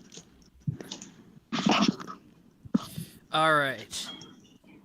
I went through Dale Jr.'s 144 race winless streak from Dang. 2008 to 2012. That is probably the most it might be painful, a winless streak, but you know your winless streak is painful when it reaches 144 races. And it reaches 100 races, and everyone is making fun of your driver, like, he'll never win again. He'll never win again. Feeling I know too well. Yeah, and it felt good when Michigan 2012 happened, the 2012 Pure Michigan 400 happened, and Junior finally won that race. The first thing I felt really was relief. It was like, finally, he won. He won again. He can win again. And then, of course, because it's Junior, everyone's like, oh, he got lucky that one time. He'll never win again. 2014 happened. Won 4 times. 2015 happened. Won 3. So that was pretty nice. The 55 race winless streak, going through 2013, that was not fun either. But it wasn't as bad as 144. The sheer amount of time it took Alex Bowman to win a race was kind of painful. But I went through an 144 race winless streak. Set 65 races in good equipment to win a race didn't really bother me that much. So yeah, that one sucked. All right. Marco asked if you could bring an old track back on the schedule, what would it be and why? Caleb. Ooh. Let's see if I could bring an old track back to the schedule. I am going to say, I don't want to be one of those, but I mean, it just really was a good racetrack. Rockingham. That was. I mean, what else do I really have to say about Rockingham? You know, look, I wasn't alive to see any of the races, but going back and watching the races and seeing some of the finishes in the past, it would be awesome to bring back a racetrack like that. And I know it's probably unlikely at this point. I mean, I've heard let's try to bring back Rockingham, but but you know, realistically, that's probably not going to happen. But you know, it's also just that era itself in North Carolina. Just having another track right there close to all the NASCAR teams and stuff. And it's obvious the fans in that area were very passionate. That's probably the best choice to bring back. And I mean, it hasn't really been gone for all that long, you know?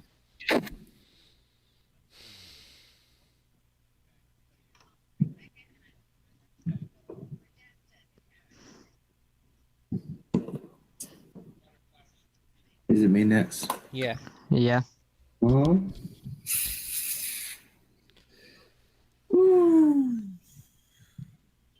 I think I have to go with Rockingham. I can't think of anything else. Like Caleb said, I've also seen. I think I did actually watch a full race, the 2004 Rockingham race on YouTube. Absolutely incredible stuff. I wish they'd bring back that track. I think it'd be really interesting to see how today's cars race on that circuit. And like Caleb said, with like all the passionate fans and all the race teams being close to Rockingham, since a lot of them are centered around Charlotte, I think that'd be the most feasible track to bring back, as well as probably one of the best ones to bring back for the fans. I mean, I think it's a no-brainer there. Fireball? Not gonna lie, I haven't been a NASCAR fan for the longest time. I haven't seen any old races, so I got nothing. I don't have any ideas, really. I haven't really seen any of the old tracks. I've been watching only based on this current schedule, but I definitely would like to have a track that I'd like to bring back. It just, I haven't really studied them enough to choose one. If I said Texas Motor Speedway pre-2017, is that cheating? Yeah, maybe. Kind of. I do wish they'd bring back the old configuration. For Texas and Kentucky, because Kentucky before 2015, for 2015 and before, is way better than Kentucky now. But if I had to bring back an old track, I'd bring back Circuit Gilles Villeneuve. There were so many great Busch Series finishes there. Busch and Nationwide Series finishes. Like, I can think of off the top of my head, Boris Said and Carl Edwards, and then Max Pappas and Boris Said. Just that little kink right there in the front stretch just created some of the most amazing finishes that anyone will ever see at a road course. and I really, I don't know why they left, and I'm sure they left for a reason, though. And I really, really wish they'd bring it back.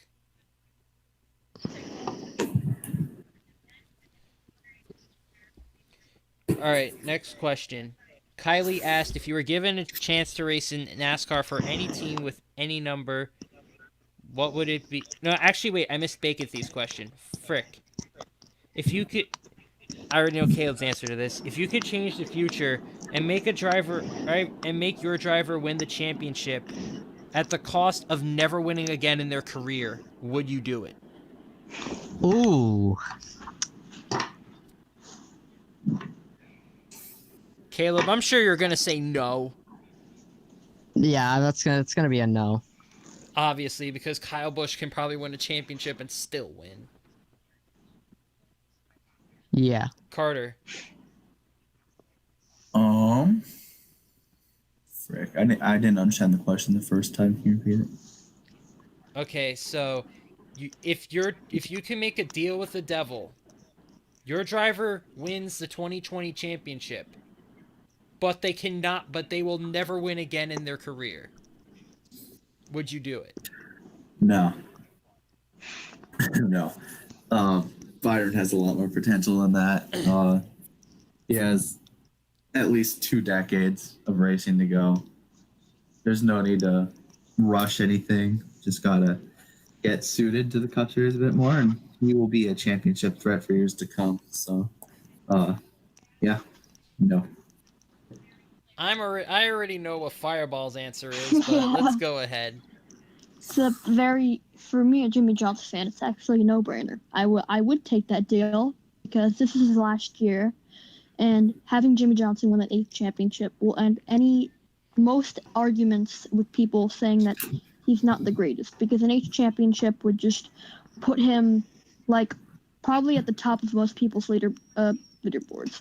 I mean, at the same time, I would be fine with him not winning again because A, it's likely he'll retire after this season, but if he has 2021, I would be fine with him going one season without a win because he has that Elite 8 championship.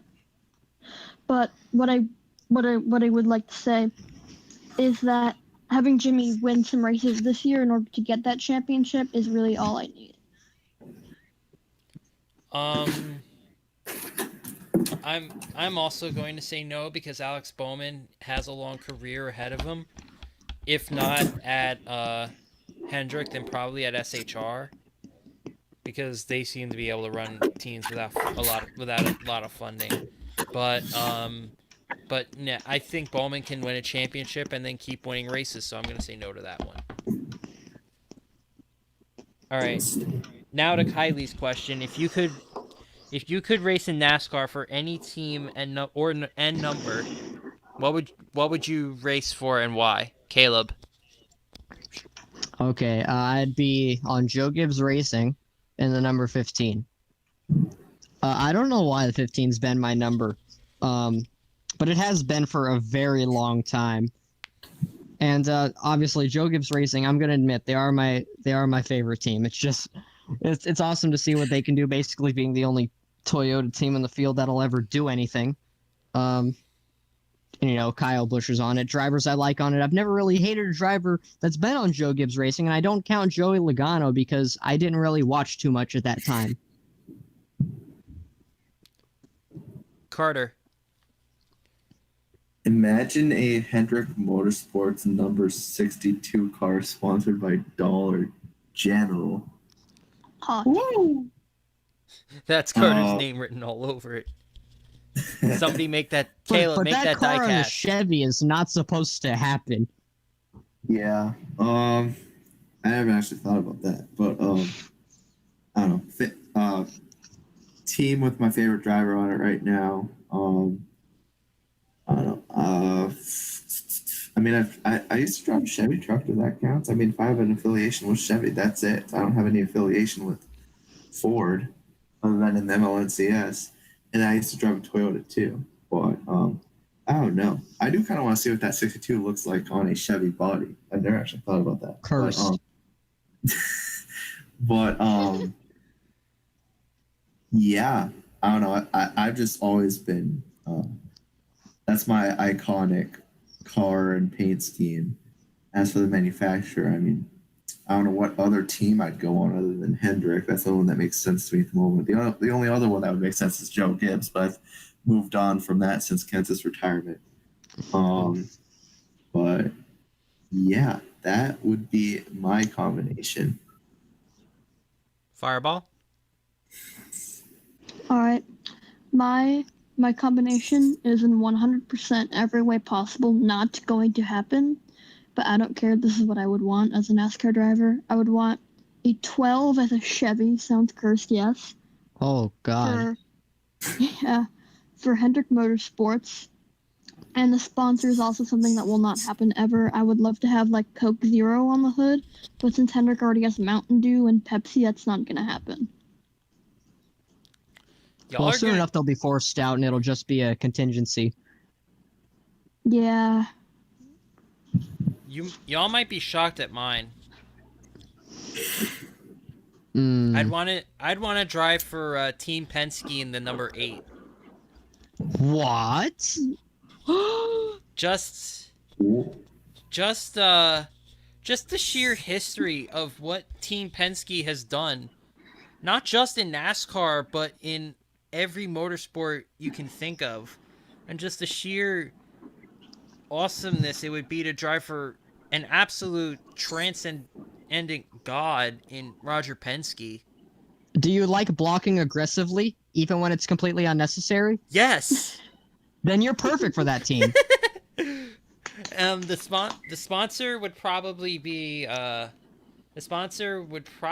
Gatorade, although I don't think that would work because I think Coca-Cola does sponsor that team. Yeah, Joey. Just Joey. Joey's in the Coca-Cola family, but that's it. Yeah, but still, I don't think Gatorade, that PepsiCo would go there.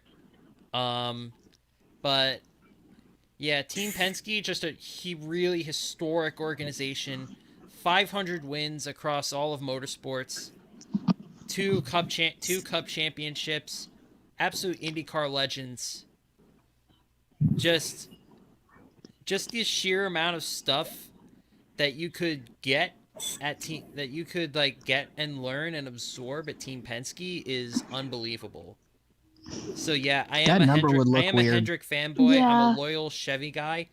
But if I had to pick any team that I could drive for, I would 100%, without hesitation, say Team Penske in the number 8.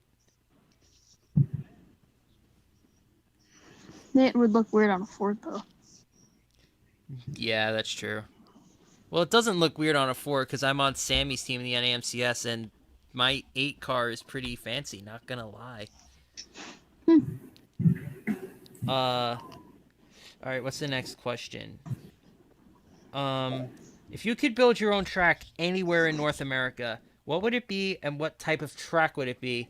And also, what events would it host? Like, Huh. That's a tough one on the spot to come up with. I know, I have one. Caleb, do you got something?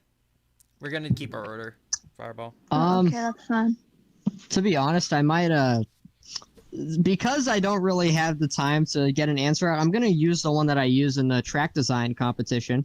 And I think Zach might like this one a little bit because of the area. But I made Pepsi Raceway Park in Purchase, New York, which is where Pepsi is located, where their headquarters is located. Maybe the area in terms of oh, by the way, the track itself would it would be 3/4 of a mile and would look very similar to Dover. But like the apron area would be completely blue and just Pepsi logos absolutely everywhere.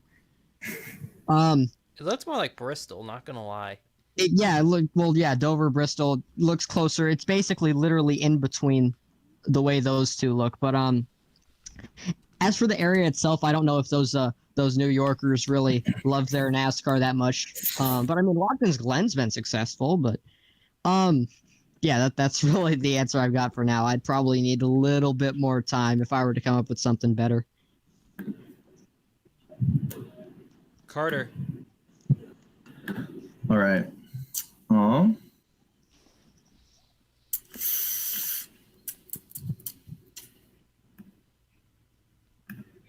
Hazen Bay Speedway. Yes. All right. Take a look Yes. at this beauty. All right. I knew he was going to do it. I knew it. Did you know I was going to go this far with it? He's already... no, not necessarily. Now people are going to hear my voice unless you have the volume off. All right. So, this right here is the ever so glorious Hazen Bay Speedway, constructed with entirety Jenga blocks, right? And located along the lakeside of Lake Sakakawea in North Dakota. All right. So we've already held a couple random races here, exhibition races, just for a bunch of these idiots, right? Yeah, this track has produced some pretty good racing overall. We got I forget what the length is. Where's the track info here? It's somewhere. Just gotta find it. Here we go. Let's get this bread presented by Olive Garden.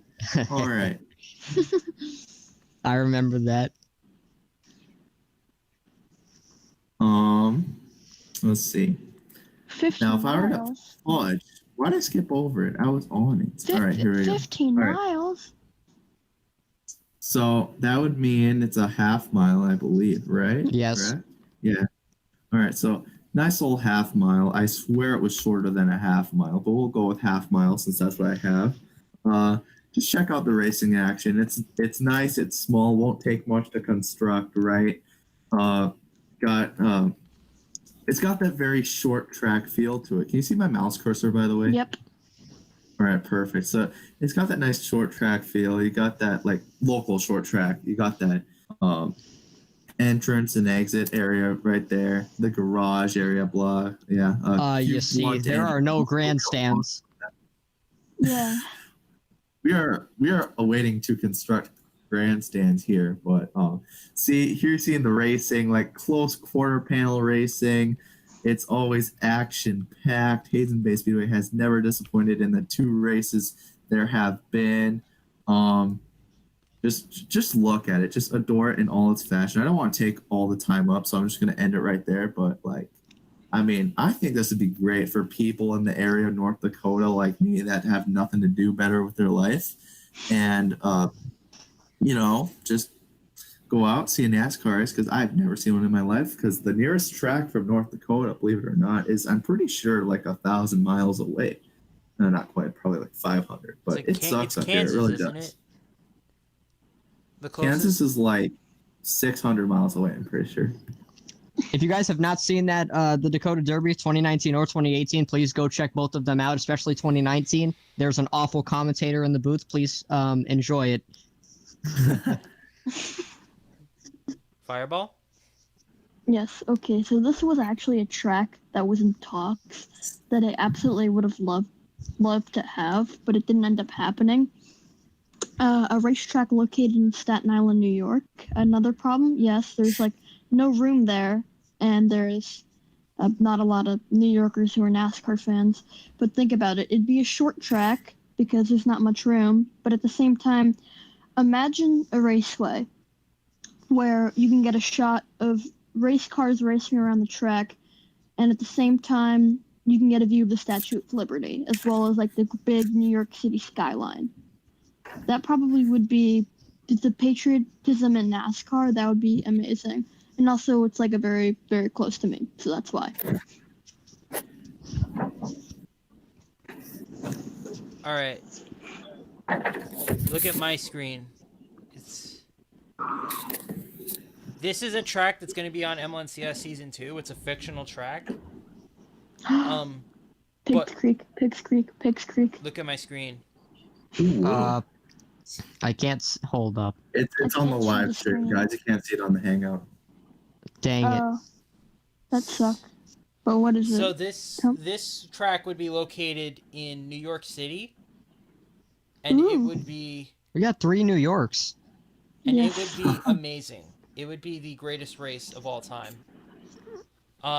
This is basically like a second Bristol. It's a huge half-mile track, fully even. It's not even like really Bristol. It's more like a mini Homestead. It's got the pit lane is on the outside. So the pits would be very screwy. It would be not like any NASCAR race you've ever seen. Most NASCAR races, the pits are on the inside. This one, they're on the outside. But the thing that would really set this track apart from anything else is those huge grandstands that could seat upwards of 160 to up to maybe about 200,000 people. It would be absolutely outstanding, the amount of people you could get in there. It would, and it would feature like fully. This is something I've ragged on a little bit, is that most NASCAR tracks really aren't up to date in terms of their amenities and their cosmetics, their visual appearance. Like, they're literally just like skeletons. Like, this one would be like a fully made stadium with like exterior decorations and interior amenities. It would feature some well-known restaurants. It would feature like McDonald's. It would feature like ice cream places. It would be air conditioned. It would have a retractable roof, so it would be an indoor racetrack. Coke or Pepsi? Wait, what? No, nothing. It's just some racetracks have Coke, some have Pepsi. I was just being dumb. It would feature like a triple decks. It would feature, and on top of it, you see the football field in the middle of it. This could double as the home stadium for the New York Jets. Ooh. So you have football in the off season, and then one or two of these races over the summer. And this track is living. It's gonna get huge crowds with every NFL race. It's gonna expose NFL race. It's definitely gonna expose. It's gonna have like two different Hall of Fames. It's gonna have a racetrack Hall of Fame and a Jets Hall of Fame. So it's gonna expose a lot of football fans to NASCAR. And it's in New York City. What could go wrong with that? You're always gonna get a big crowd with New York City. There's 6 million people here. And the racing would be outstanding because it would be Homestead, except with bump and runs. It would just be an amazing track overall.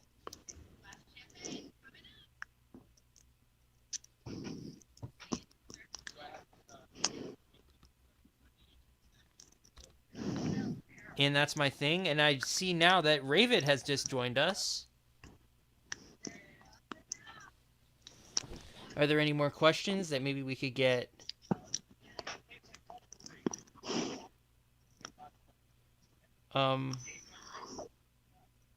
I think that was the last question. All right, so on that note, we are going to conclude this. We're going to conclude the 8th episode of the NASCAR Amino Podcast. Thanks to Jared, Carter, and Caleb for once again always finding something new and interesting to say. And thank you to our special guest for today, Fireball. We are going to catch you next time. Peace out. See you guys. Bye, everyone. Thanks for tuning in.